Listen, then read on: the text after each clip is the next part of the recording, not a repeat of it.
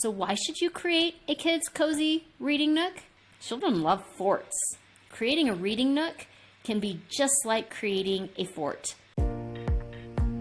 Welcome to Epic Mom Life. I am your host, Kara Peterson. This show is sponsored by The Possum's Tale, a unique book adventure for your 6 to 12-year-old child.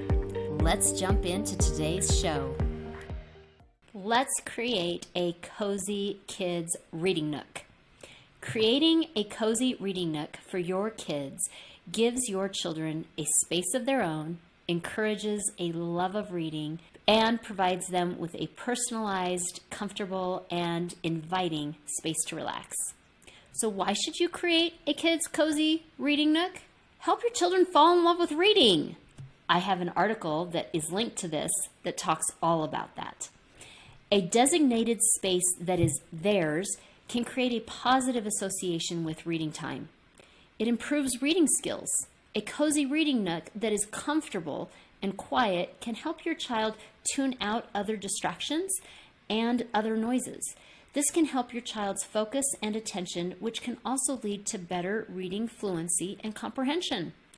It provides calm. A reading nook can be a getaway that is quiet and calm. This can be an oasis for your child to relax, which can be especially helpful when your children experience a difficult day, stress, or anxiety. So how do you create a reading nook? Choose the right location. Find a place in your home that is quiet and comfortable that will be good for reading.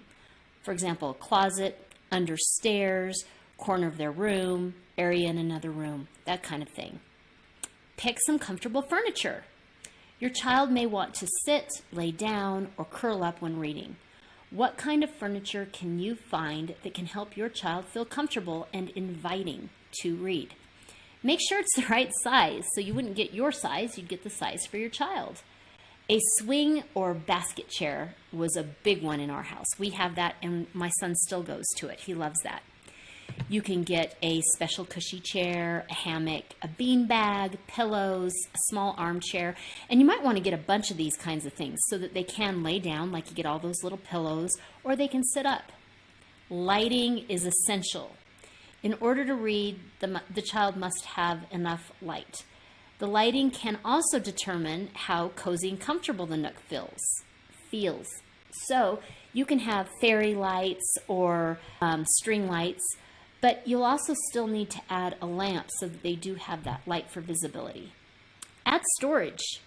A reading nook should have reading materials. Hopefully your child will have favorites, including some shelving to store your books that your child has acquired. Maybe include an in basket and an out basket for borrowed books or books that you want to donate. Give it personality. This is really important. Allow your child to help you in the decision making so they can pick the textures they love, the colors they love, that kind of space, that kind of thing. The child should feel like they own this space and it represents who they are, not who you are. So they want the reading nook to feel special and inviting to them. Can you create a reading nook outside? Absolutely.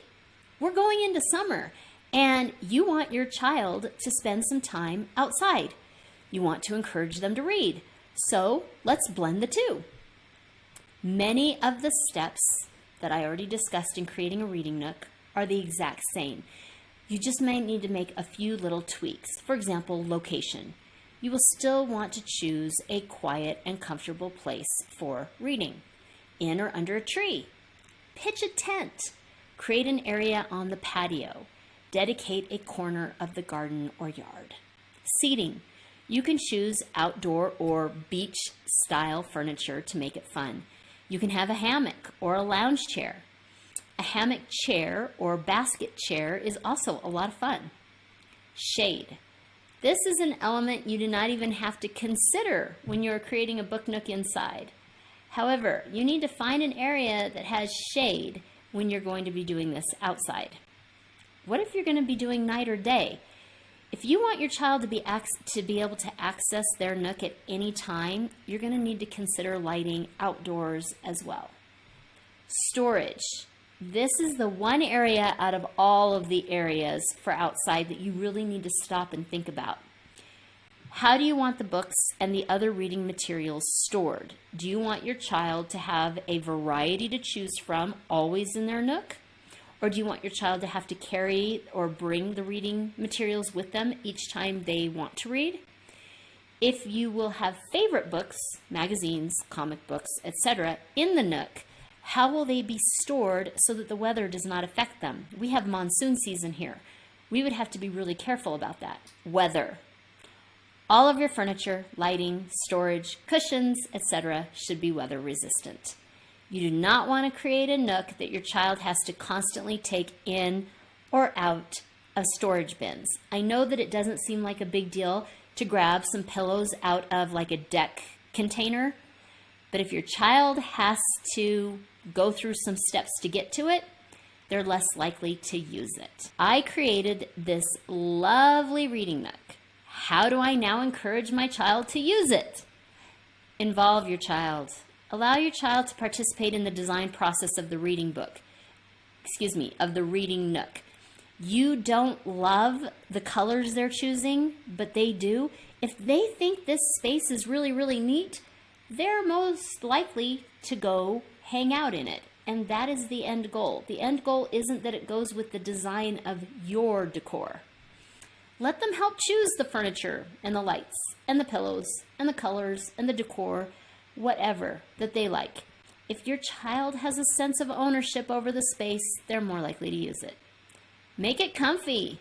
Ensure that the reading nook is cozy. It does not matter how pretty the area is. If it is not pretty, your child will not want to relax, read, and spend time in it. Reading materials. Talk with your child often about what they are reading. Ask what they like about it.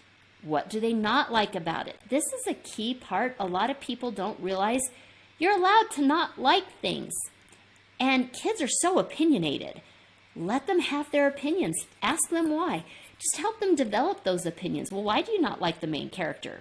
What do they do that really bothers you? That kind of thing. If you need guidance on books, talk to your local librarian so that you can find books that are similar to other ones that your child has liked. For example, if your child loves the Diary of a Wimpy Kid, what other books are like that? One of the ones we loved in our house was The Big 1-0. It's for the 10th birthday of a boy.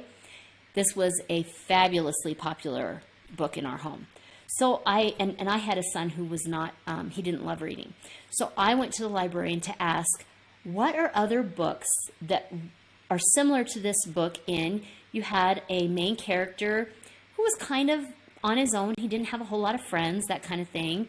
He was a people pleaser. The whole book was very, very funny.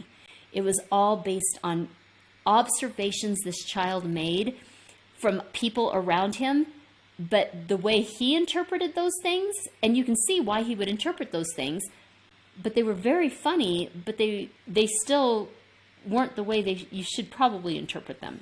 Keep the nook stocked with favorite books and with a few that your child has not yet read. Regular reading time. The end goal is that your child will love this space so much that it will become a regular hangout for them. It will become the child cave, if you will.